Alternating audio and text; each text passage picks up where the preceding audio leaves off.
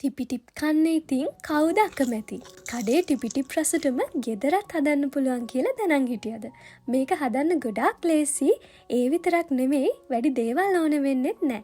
එහෙනම් අපි හදන විදිය බලමු. මුලින්ම මම අරගෙන තියෙනවා තඹගත්තු අල ග්‍රෑම් 150ක්. දැන් මේකට හොඳට පොඩි වෙන්න තලාගත්තු සුදු ලූණු වලින් තේ හැඳි එකක් දාගමු. ඊළඟට ගොඩක් චූටි වෙන්නම කපාගත්තු ලූණු කොළ වලින් තේ හැඳි එකක් දාගන්න ඕනේ. ඊළඟට මම මේ ඔරිගානෝ ටිකක් දාගන්නවා. ඔයාලට තියෙනවා නම් ඔරිගානෝ දාන්න අත්‍යවශ්‍යම නැහැ. දැන් ලුණුත් රසානුව දාගෙන ඊළඟට අපි මේකට කෝන් පිටි මේස හැඳි 3ක් දාගමු.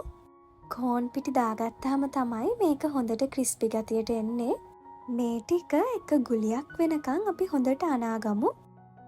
මේ වගේ හරිම ලේසියෙන් අපිට මේක එක ගුලියක් කරගන්න පුළුවන්. දැන් මේ අල මිශ්‍රණයෙන් අපි දෙහි ගෙඩියක සයිස් එක කොටසක් අරගෙන ලෑල්ලක් උඩ තියලා මේ වගේ රෝල් කරගමු. මේක බීම බටයකට වඩා ටිකක් ලොකුවට තමයි මම තුනී කරගත්තේ. ඊට පස්සේ අඟල් 3ක් වගේ දිග වෙන්න අපි කෑලි කපාගමු. ඊට පස්සේ මේ වගේ එක කොටසක් අරගෙන හරිම ලේසියෙන් එකතු කරගන්න පුළුවන්.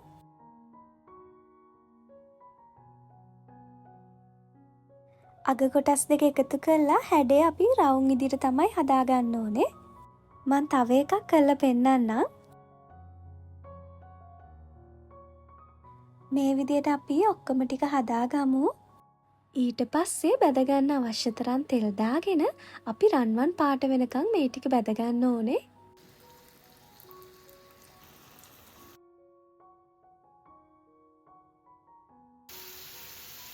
රන්වන් පාට වෙනකන් බැදගත්තට පස්සේ තෙලෙන් අරගමු. මේක අපි අලවලින් හදන නිසා ගොඩාක් වෙලා ක්‍රිස්පි ගතිය තියාගන්න බෑ.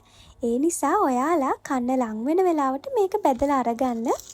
මාරම රසට කඩේ වගේම තියෙනවා. ඔයාලත් හදලා බලන්න. දිගටම මේ වගේ රස කෑම වීඩියෝ බලන්න සබ්ස්ක්‍රයිබ් කරලා එකතු වෙන්න. අලුත් වීඩියෝ එකකින් හම්බෙමු. ඔයාට සුබ දවසක්.